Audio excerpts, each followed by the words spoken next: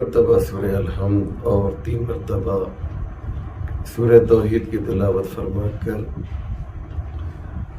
مرحوم مغفور جناب سید نوازش حسین جعفری ابن مرحوم مغفور جناب سید حامد حسین جعفری کی روح کو ایصال فرما دیجیے۔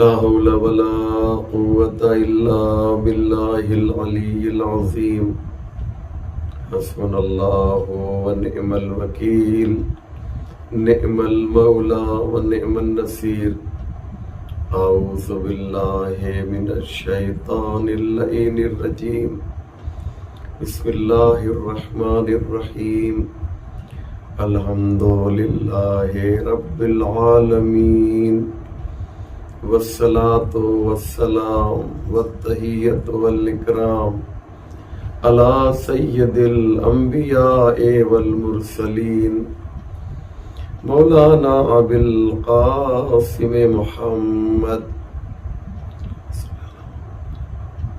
وآله الطيبين الطاهرين المعصومين ولعنة الله على أعدائهم أجمعين من يومنا هذا إلى صباح يوم الدين رب اشرح لي صدري ويسر لي أمري واحلل عقدة من لساني يفقهوا قولي أما بعد فقد قال الله سبحانه تبارك وتعالى وقوله الحق بسم الله الرحمن الرحيم كل من عليها فان ويبقى وجه ربك ذو الجلال والإكرام۔ مومنین کرام و ناظرین ذوی الاحترام، السلام علیکم ورحمۃ اللہ وبرکاتہ۔ یہ مجلس ایصال ثواب، یہ مجلس ترحیم بچوں نے اپنے مرحوم والد کے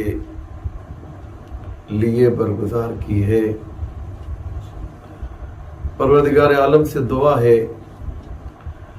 کہ اللہ مرحوم کا کے قبر میں اور زیادہ اس مجلس کے ذریعے روشنی کرے، نور میں، قبر کی روشنی میں، قبر کے نور میں اور زیادہ اضافہ فرمائے۔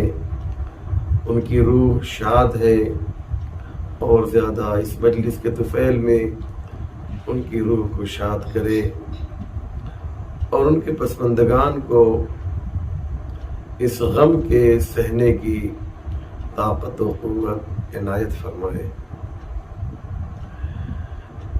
یقیناً باپ ایک ایسی اہم ہستی ہے،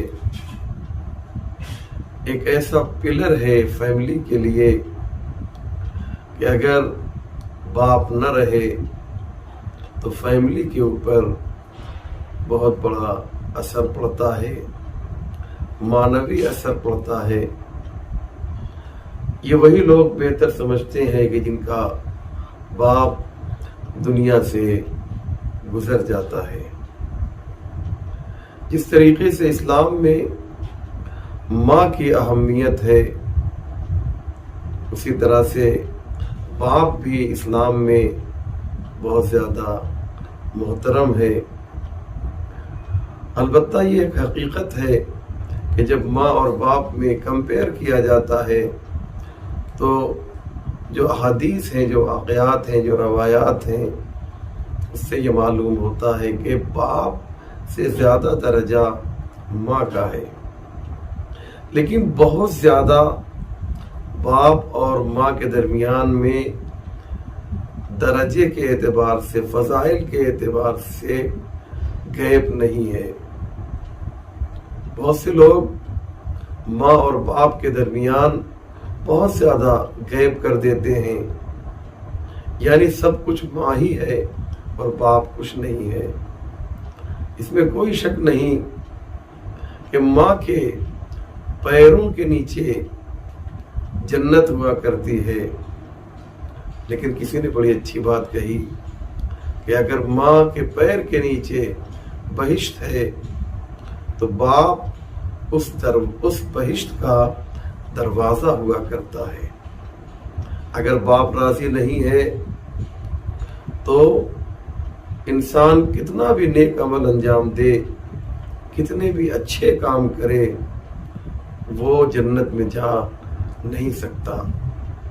باپ کی رضایت، باپ کا راضی ہونا در حقیقت جنت کے دروازے پر لگے ہوئے تالے کی چابی اور کی ہے۔ اگر باپ راضی نہیں ہے تو انسان کتنی بھی نمازیں پڑھ لے، کتنے بھی روزے رکھ لے، کتنے بھی عمل صالح کر لے، کتنے بھی اچھے کام کر لے، وہ جنت میں نہیں جا سکتا ہے۔ اس لیے میرے بھائیوں، میری بہنوں، میرے بزرگوں، ضروری یہ ہے کہ ہم ماں باپ دونوں کو راضی رکھیں۔ یاد رکھیے گا کہ ہمارے دو طرح کے ماں باپ ہیں، ایک روحانی ہے اور ایک جسمانی ہے۔ بالخصوص باپ کے لیے، کیونکہ میری گفتگو باپ کے لیے ہو رہی ہے، تو پیغمبر نے فرمایا انا وعلی ابوا ھذہ الامہ، ہم اور علی اس امت کے باپ ہیں، یعنی ہم سب حضرت علی کے اور پیغمبر اسلام کے ایک طرح سے اولاد میں ہیں، ان کی معنوی اولاد ہیں۔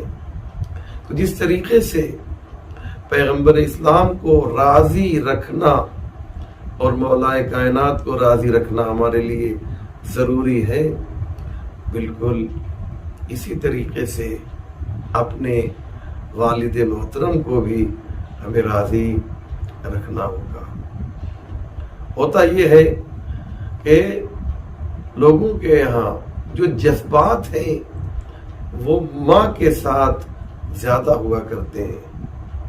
آپ دیکھیے مدرس ڈے بھی ہے، فادرس ڈے بھی ہے، لیکن جو جذبہ، جو والہانہ جذبہ ماں کے ساتھ دیکھا جاتا ہے وہ باپ کے ساتھ نہیں ہے۔ جو بات مدرس ڈے میں دکھائی دیتی ہے وہ فادرس ڈے میں نہیں دکھائی دیتی۔ لیکن عزیزو یاد رکھیے گا کہ باپ کا بھی درجہ بہت ہی بلند ہے۔ ایک محقق نے بڑی پیاری بات کہی، کہتا یہ ہے کہ اگر ماں اولاد کو 9 مہینے، بہت توجہ کیجئے گا، جو بات میں پیش کرنے جا رہا ہوں بہت ہی امپورٹنٹ ہے۔ ایک محقق کہتا ہے کہ اگر ماں اولاد کو 9 مہینے پیٹ میں پالتی ہے تو باپ زندگی بھر اپنی اولاد کو دماغ میں پالتا ہے۔ ہر وقت اس کے ذہن میں ایک ہی فکر ہوتی ہے کہ میرا بیٹا کیسے بڑا ہو، اور جب بڑا ہو جاتا ہے تو کیسے اسکول جائے، اور اس کی اسکول کے بعد کالج کا مرحلہ، کالج کے بعد یونیورسٹی کا مرحلہ، اس کے بعد جاب کا مرحلہ، اس کے بعد شادی کا مرحلہ، اس کے بعد بچوں کی فکر باپ کو شب و روز کھائے جاتی ہے۔ بچہ بھوکا ہوتا ہے، اس میں کوئی شک نہیں ہے کہ ماں کھانا کھلاتی ہے، لیکن وہ کھانا کمانے والا، اس کھانے کا انتظام کرنے والا کون ہوتا ہے؟ وہ باپ ہوا کرتا ہے۔ باپ اپنی اولاد کی خاطر سارا دن سڑکوں کی خاک چھانتا ہے، دوسروں کی غلامی کرتا ہے، اور کبھی تو ایسا بھی ہوتا ہے کہ اپنے شہر سے باہر یا اپنے ملک سے باہر جا کر وہاں پر تکلیف دہ زندگی اس لیے گزارتا ہے کہ اس کے بچوں کو آرام، سکون اور چین مل سکے۔ میں نے تو یہ بھی دیکھا ہے، میں ہندوستان کے باہر بھی کئی ملکوں میں گیا ہوں، وہاں پر کیا ہوتا ہے، باپ 8 گھنٹہ 10 گھنٹہ وہ جاب بھی کرتا ہے، اور اس کے بعد گھر کا وہ کام جو عام طور سے خواتین کیا کرتی ہیں، برتن دھونا، کھانا پکانا، گھر میں جھاڑو دینا، باپ یہ کام بھی انجام دیتا ہے۔ کس کے لیے کرتا ہے؟ اپنے فائدے کے لیے، اپنے آرام کے لیے، اپنے سکون کے لیے نہیں میرے بھائیوں، میرے بہنوں۔ حقیقت میں اسے فکر اپنے بچوں کی ہوا کرتی ہے۔ آپ اندازہ لگائیں کہ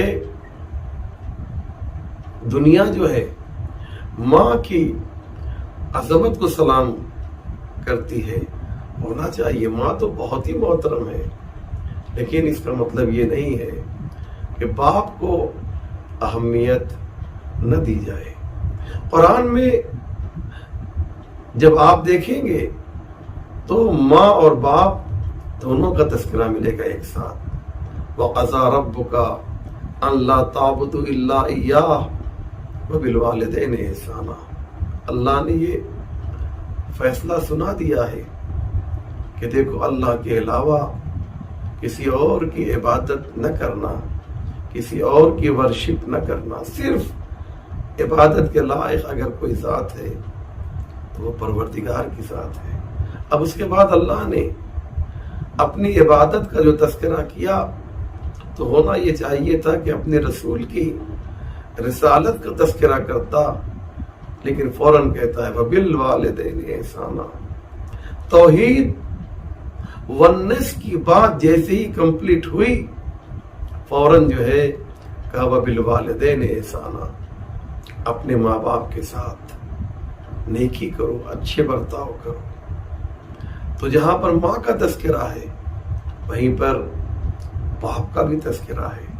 وَإِمَّا يَبْلُغَنَّ عِندَكَ الْكِبَرَ أَحَدُهُمَا أَوْ كِلَاهُمَا فَلَا تَقُل لَّهُمَا أُفٍّ۔ دیکھو، جب یہ دونوں بڑے ہو جائیں تو تم ان کے سامنے جو ہے اف بھی نہ کرنا۔ فَلَا تَقُل لَّهُمَا أُفٍّ وَقُل لَّهُمَا قَوْلًا كَرِيمًا۔ اور جب بھی بات کرو اپنے ماں باپ سے تو نرمی سے بات کرو۔ وَاخْفِضْ لَهُمَا جَنَاحَ الذُّلِّ مِنَ الرَّحْمَةِ، اور جب ان کے سامنے جاؤ تو تمہارے دونوں کندھے جھکے ہوئے ہونا چاہیے۔ اللہ نے کہا میری بارگاہ میں آؤ تو اپنی پیشانی کو، اپنے سر کو جھکا دو، اور ماں باپ کی بارگاہ میں جاؤ تو ماں باپ کے سامنے اپنے کندھے کو جھکا دو۔ کیوں؟ اس لیے کہ اگر میں خالق حقیقی ہوں تو ماں باپ خالق مجازی ہیں، خالق حقیقی کے سامنے سر جھکا کرتے ہیں، خالق مجازی کے سامنے کندھے جھکا کرتے ہیں۔ کیا حسین تعبیر ہے، کیا خوبصورت انداز ہے، کیا پیارا انداز ہے اللہ کا۔ تو باپ کی بھی اہمیت ہے، ماں کی بھی اہمیت ہے۔ باپ اپنے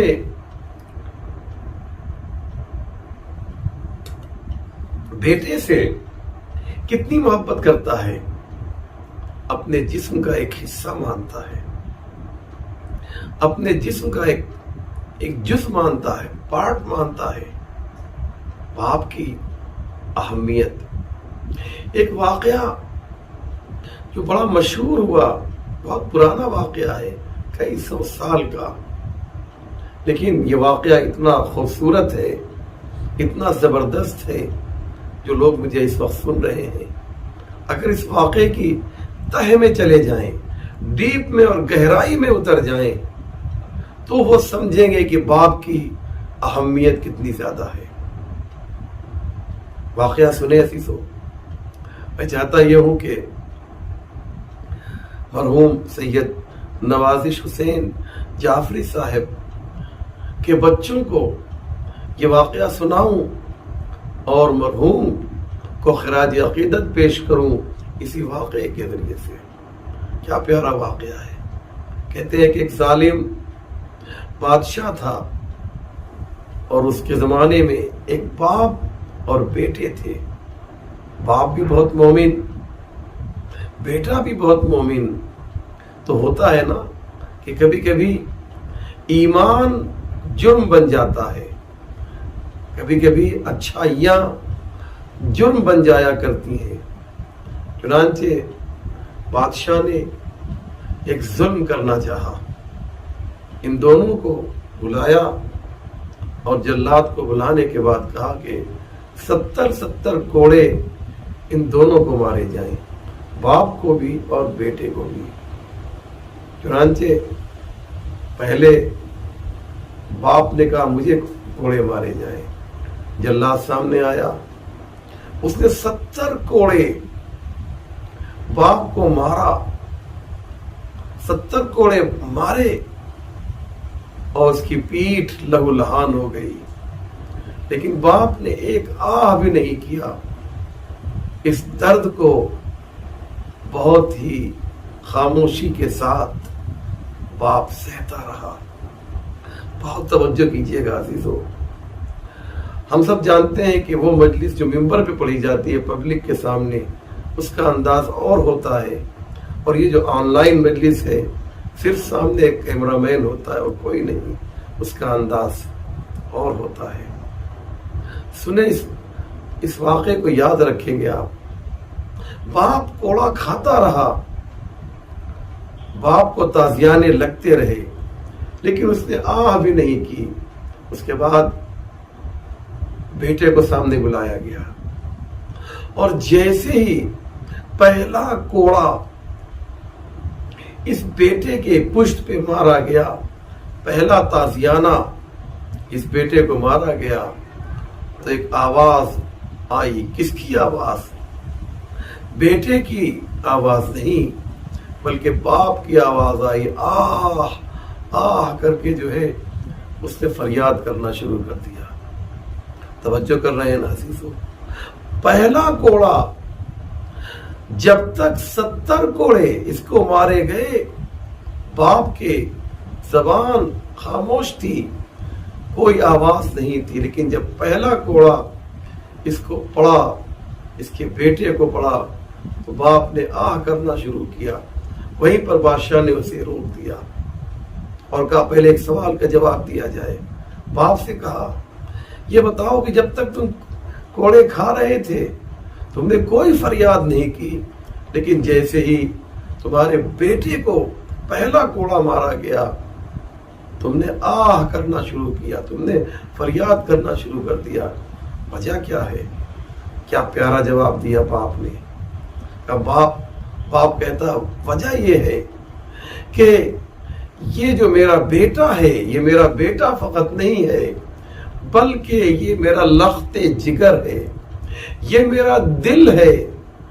جب جلاد نے میرے بیٹے کی پشت کے اوپر تازیانہ مارا تو حقیقت میں یہ تازیانہ جو ہے اس کے پشت پہ نہیں بلکہ دل پر لگا. اور یاد رکھیے کہ دل پر، جسم پر جو چوٹ لگتی ہے وہ تو قابل برداشت ہے، لیکن وہ چوٹ جو دل پر لگے وہ برداشت کے قابل نہیں ہوتی. جب تک میرے جسم پہ چوٹ لگ رہی تھی باپ کہتا ہے میں نے برداشت کیا، لیکن جب چوٹ میرے دل پہ لگی تو میں برداشت نہ کر سکا. واقعہ کتنا پیارا ہے. یہ بیٹا، یہ بیٹے یا اولاد یہ سمجھیں کہ باپ کا کنیکشن اور باپ کا رشتہ جو ہے بیٹے سے کتنا ہوتا ہے. اگر آج یہ بچے سمجھ لیں کہ باپ ان سے کتنی محبت کرتا ہے، ان سے کس قدر پیار کرتا ہے، تو یہ بچے جو ہیں کبھی بھی اپنے والد کے ساتھ، اپنے والدہ کے ساتھ برا سلوک کرنے کے لیے سوچیں گے بھی نہیں۔ آج اس ترقی یافتہ دنیا میں عزیزو ہم دیکھتے ہیں اس ترقی یافتہ دنیا میں کہ لوگ بیٹے اپنے باپ کو کس طریقے سے فراموش کرتے جا رہے ہیں۔ عزیزان محترم، باتیں تو بہت سی ہیں، لیکن چونکہ میرا موضوع مجلس ترحیم ہے، ایک مرحوم کے ایصال ثواب کے لیے مجلس برگزار کی گئی ہے، لہذا میں چاہتا ہوں کہ کچھ باتیں آپ کی خدمت میں عرض کروں مجلس کی مناسبت کو پیش نظر رکھتے ہوئے۔ اسی لیے میں نے قرآن کی مشہور و معروف آیت آپ کی خدمت میں پیش کی کہ کل من علیہا فان وَيَبْقَى وَجْهُ رَبِّكَ ذُو الْجَلَالِ وَالْإِكْرَامِ، ہر چیز مٹ جائے گی، ہر چیز فنا ہو جائے گی، لیکن جو چیز باقی رہے گی وہ کیا ہے؟ وہ پروردگار کی ذات ہے۔ ہم سب کو مرنا ہے، یہ تو سنتے سنتے ہمارے کان پر گئے ہیں کہ سب کو جانا ہے۔ کوئی اس دنیا میں رہنے کے لیے نہیں آیا ہے۔ جب مرسل اعظم نہ رہے کون رہے گا؟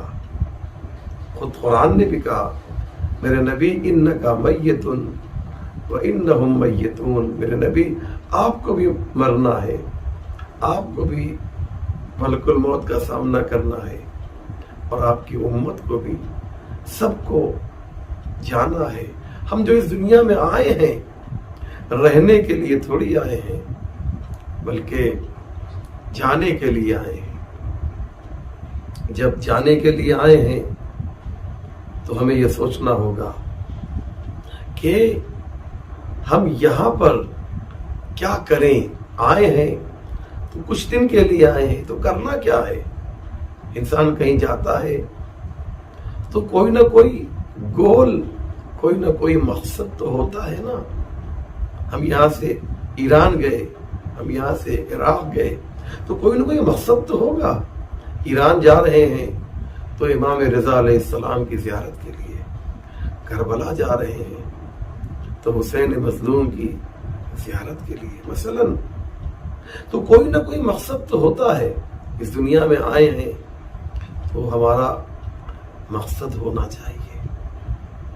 ایک سچا واقعہ میں آپ کو سناتا ہوں تاکہ مجلس کا جو مقصد ہے وہ حاصل ہو سکے۔ اگر اس واقعے کو آپ نے اپنے صفحے دل کے اوپر لکھ لیا تو مجھے امید ہے کہ یہ بہت کام آئے گا آپ کی زندگی کے لیے، آپ کی لائف کے لیے۔ کہتے یہ ہیں کہ ایک گاؤں میں کچھ لوگ رہا کرتے تھے، ان میں دو فیملی ایسی تھی کہ جن میں بڑی دوستی تھی، لیکن دونوں میں کانٹراڈکشن تھا، اس حیثیت سے کہ ایک گھرانہ بہت ہی مومن تھا اور دوسرا مومن نہیں تھا، لاہوالی ٹائپ کا تھا۔ چنانچہ قریب میں ایک ٹاؤن، ایک قصبہ تھا، وہاں پر ایگزیبیشن لگی تھی، نمائش لگی تھی، میلہ تھا۔ تو ان دونوں فیملی کے جو دو بچے تھے، دو جوان ہم عمر تھے، تقریباً 20 سال کے آس پاس ان کی عمر رہی ہوگی۔ ان دونوں نے اپنے اپنے باپ سے کہا کہ ابا جان مجھے کچھ پیسہ دے دیجئے، سامنے جو میلہ لگا ہوا ہے ہم وہاں جانا چاہتے ہیں۔ واقعہ بالکل سچا ہے، سنیں اور اس کے بعد ہم یہ غور کریں کہ اس دنیا میں ہم کس لیے آئے ہیں، ہمارا مقصد کیا ہے۔ دونوں بچے جاتے ہیں میلے میں، باپ نے، دونوں کے باپ نے، عجیب اتفاق ہے کہ 5,000 روپے بچوں کو دیے کہ لے جاؤ، اسے صحیح طریقے سے خرچ کرنا، انجوائے کرنا۔ دونوں میلے میں پہنچے، ایک بچہ دیندار تھا ایک بے دین تھا جو بے دین ٹائپ کا تھا. اس نے دیکھا کہ وہاں پر شراب بھی بک رہی ہے.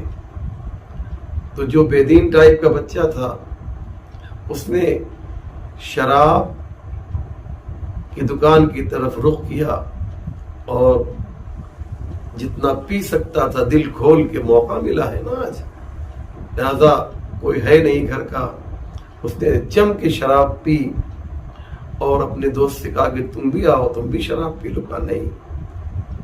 قریب میں گنے کا رس بک رہا تھا, اس نے 500 روپے کی شراب پی ڈالی. اور یہ جو جوان دیندار تھا اس نے کہا مجھے بھی پیاس لگی ہے تو میں گنے کا رس پیوں گا. 10 روپے میں اسے 1 گلاس گنے کا رس مل گیا. اس کے بعد اس نے شراب پی اور اس نے گنے کا رس پیا. آگے بڑھے, دیکھا کہ ایک بہت بڑا ٹینٹ لگا ہوا ہے اور اس کے اندر بہت خوبصورت لڑکیوں کی تصویریں بنی ہوئی ہیں. معلوم کیا تو وہاں پر ڈانس کا پروگرام ہو رہا تھا اور بہت دور سے بہت ہی فیمس ڈانسر وہاں آئی تھی. جو دیندار تھا اس نے کہا میں تو یہاں نہیں جاؤں گا. بے دین نے کہا ہم تو آئے ہیں لہذا اس ڈانس کو بھی دیکھیں گے. 200 سے 300 روپے کا کرایہ تھا, ٹکٹ تھا اس کا. اس نے ٹکٹ لیا اور لے کر اندر گیا. یہ جو دیندار تھا اس نے دیکھا کہ بک کتابوں کا اسٹال لگا ہوا ہے. کہا ہم چل کر کتاب دیکھیں گے کون سی اچھی کتاب آئی ہے. ایک ٹینٹ کی طرف گیا جو شامیانہ لگا ہوا تھا اور دوسرا جو ہے وہ بک اسٹال میں گیا. اس نے کچھ کتابیں خریدی. دونوں واپس آئے. ایک جہاں پر کتابیں تھی وہاں سے واپس آیا, وہ ڈانس کا پروگرام دیکھ کر واپس آیا اور آگے بڑھے. دیکھا کچھ کھانے پینے کی گھر کی چیزیں ہیں, کچھ ضروریات زندگی ہے اور کچھ لوگ قریب میں جوا کھیل رہے, گیملنگ کا شکار ہیں. یہ جو شرابی تھا یہ گیا اور اس کے پاس جو پیسہ بچا تھا اس نے کہا کہ لاؤ ہم بھی جو ہے اس کو ملٹیپلائی کریں اس پیسے کو. چنانچہ شروع میں تو اس نے پیسہ خوب کمایا اور مسلسل وہ جیتتا گیا یہاں تک کہ گراف نیچے کی طرف آیا. سچویشن چینج ہوئی اور وہ پھر ہارنے لگا. جتنا پیسہ لایا تھا باپ نے دیا تھا سارا پیسہ اس کا جو ہے ختم ہو گیا. جو دیندار تھا اس نے گھر کے ساز و سامان کو لیا, کچن میں جو چیزیں لگتی ہیں اس کو لیا, گھر کے لیے بیڈ شیٹ لیا, پردہ لیا, یہ تمام چیزیں لے کر جو ہے اپنے پورا ہاتھ بھرا ہوا ہے. ایک ہے جو خالی ہاتھ اپنے گھر کی طرف جا رہا ہے اور دوسرا جوان وہ ہے کہ جس کے ہاتھ میں سامان ہی سامان ہے. آپ جانتے ہیں یہ سچا واقعہ. وہ جوان کہ جس نے سارے پیسے کو عیش و نوش میں لٹا دیا تھا وہ اپنے گھر کی طرف جا رہا ہے تو نادم ہے, پشیمان ہے, ڈرا ہوا ہے, خائف ہے کہ میں اپنے باپ کو کیا جواب دوں گا. اس کی ہمت نہیں پڑ رہی ہے کہ وہ اپنے گھر جائے. لیکن وہ جوان کہ جس نے جو ہے پیسے کا صحیح استعمال کیا تھا اس کے قدم بڑی تیزی سے اس کے گھر کی طرف بڑھ رہے ہیں کہ جب میرا باپ دیکھے گا کہ میں اتنا سامان لے کر آیا ہوں تو مجھے انعام دے گا, مجھ سے خوش ہوگا. چنانچہ 2 طرح کے جوان ہیں. واقعہ ختم ہو گیا. 2 طرح کے جوان ہیں. ایک وہ ہے جو اپنے باپ کی طرف جاتے ہوئے گھبرا رہا ہے اور دوسرا وہ ہے جو اپنے والد کے پاس جانے کے لیے آمادہ اور تیار ہے. وجہ کیا ہے؟ وجہ یہ ہے کہ ایک وہ ہے جو خالی ہاتھ ہے اور دوسرا وہ ہے کہ جس کے ہاتھ میں ساز و سامان ہے. بس یہی صورتحال ہماری ہے. ہم میں وہ لوگ کہ جن کے اعمال، ان کے ہاتھ اعمال حسنہ سے پر ہیں، بھرے ہوئے ہیں، جن کا نامہ اعمال سنگین ہے، وہ اللہ کی طرف جاتے ہوئے جو ہے مطمئن ہیں، اور وہ تمنا کرتے ہیں موت کی۔ فَتَمَنَّوُا الْمَوْتَ إِن كُنتُمْ صَادِقِينَ، موت کی تمنا کرو اگر تم سچے ہو۔ مِنَ الْمُؤْمِنِينَ رِجَالٌ صَدَقُوا مَا عَاهَدُوا اللَّهَ فَمِنْهُمْ مَنْ قَضَىٰ نَحْبَهُ وَمِنْهُمْ مَن يَنتَظِرُ۔ کچھ لوگ ایسے ہیں کہ جو اللہ کی بارگاہ میں جانے کے لیے تڑپ رہے ہیں۔ اللہ کیوں؟ کیونکہ ان کے پاس اعمال خیر ہیں، اچھے اعمال انہوں نے دنیا میں کیے ہیں۔ لہذا یاد رکھیے گا، اس دنیا کو سمجھنے کی کوشش کیجیے۔ اللہ کی بارگاہ میں ہم سب کو جانا ہے، ہم سب کو جو ہے پروردگار عالم کی بارگاہ میں جانا ہے۔ تو جن لوگوں نے اس دنیا میں جو ہے نیک اعمال کیے، وہ وہاں جانے کے لیے تیار ہیں۔ اور یہ واقعہ، یہ صرف خطابت کے طور پہ میں نے پیش نہیں کیا اس واقعے کو، اس میں بہت ہی ہمارے لیے عبرت ہے، نصیحت ہے، لیسن ہے، سبق ہے، کہ ہم اس واقعے سے یہ سمجھیں کہ اب اس دنیا میں جو ہے کس لیے آئے ہیں۔ اس لیے جب بھی کوئی کام ہم کریں تو یہ سوچیں کہ اس کا سوچتے ہیں نا کہ اس کا مقصد کیا ہے۔ اللہ نے ہمیں یہاں پر بھیجا ہے تو کوئی نہ کوئی مقصد تو ہوگا۔ اللہ نے ہمیں اس دنیا میں بھیجا ہے تو کوئی نہ کوئی غرض و غایت تو ہے، کوئی نہ کوئی سبب تو ہے، کوئی نہ کوئی ریزن تو ہے اس دنیا میں آنے کے لیے۔ آیت اللہ العظمیٰ ناصر مکارم شیرازی نے بڑی پیاری بات کہی کہ جب ایک شخص کا ایکسیڈنٹ ہو جاتا ہے اور وہ بے ہوش ہو جاتا ہے، اسے ہاسپٹل میں لے جایا جاتا ہے، اور جب اسے ہوش آتا ہے، کیا پیاری بات ہے عزیزو، تو وہ پہلا سوال یہ کرتا ہے کہ ہمیں یہاں کیوں لایا گیا ہے اور ہم یہاں سے کب جائیں گے۔ کہ ہمیں یہ سوال نہیں کرنا چاہیے کہ ہم یہاں پر کیوں آئے ہیں اور ہمیں کب جانا ہے، اور وہاں جائیں گے تو کہاں جائیں گے۔ ہمیں یہ سوچنا ہے۔ انسان اگر یہ سوچ لے کہ وہ کس لیے یہاں پر آیا ہے تو سارے پرابلمز ختم ہو جائیں گے۔ یہ ایک انسان دوسرے انسان کا خون کا پیاسا جو ہے، آج آپ دیکھیے، آج فلسطین میں کس قدر وہاں کے مظلوموں پر ایک ظالم حکومت جو ہے ظلم کر رہی ہے اور کوئی بولنے والا نہیں۔ یہ ظلم کس لیے ہے؟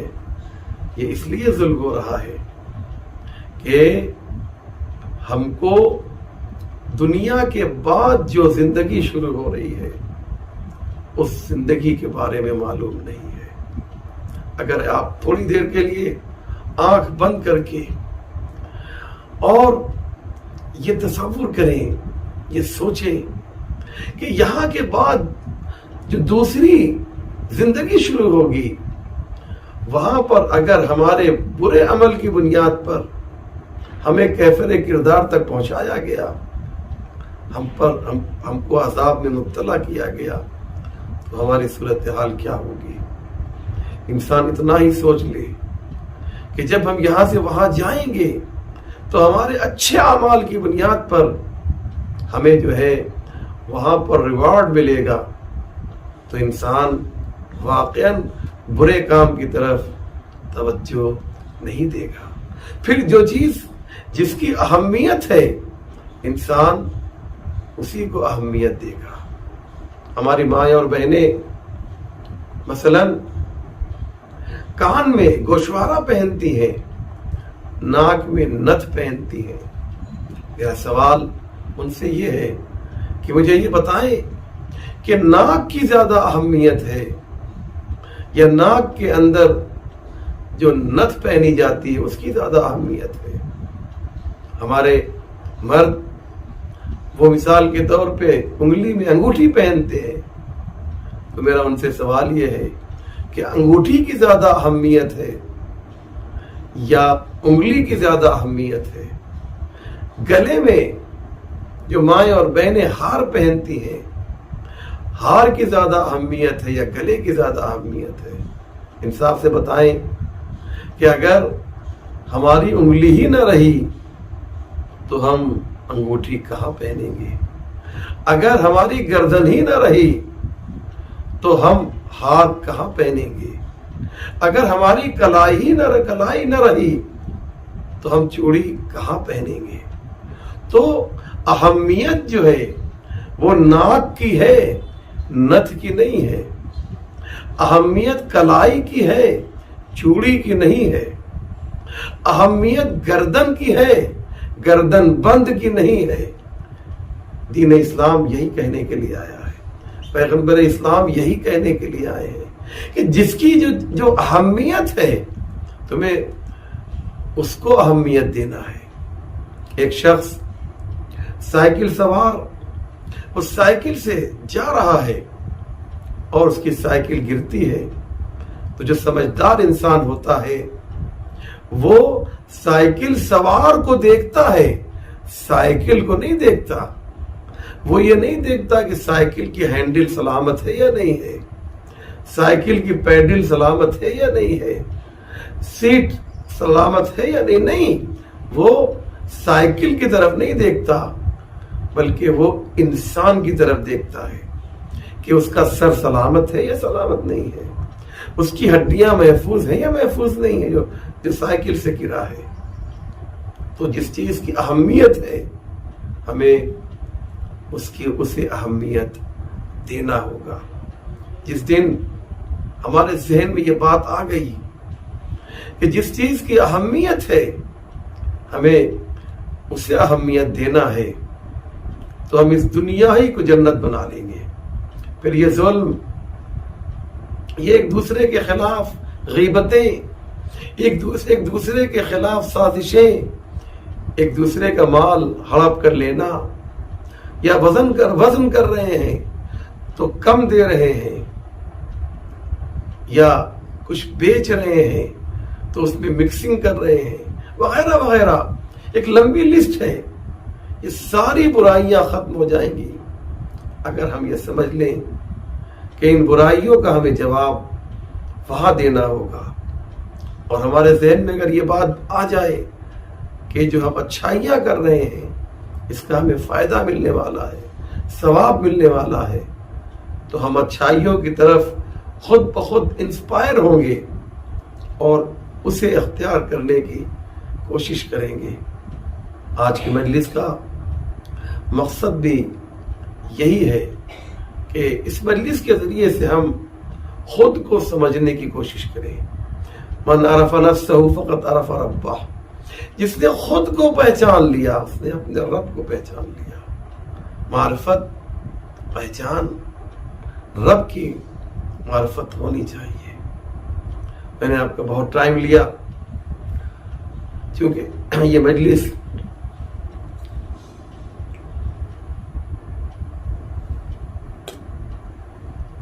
سے اکسال ثواب ہے.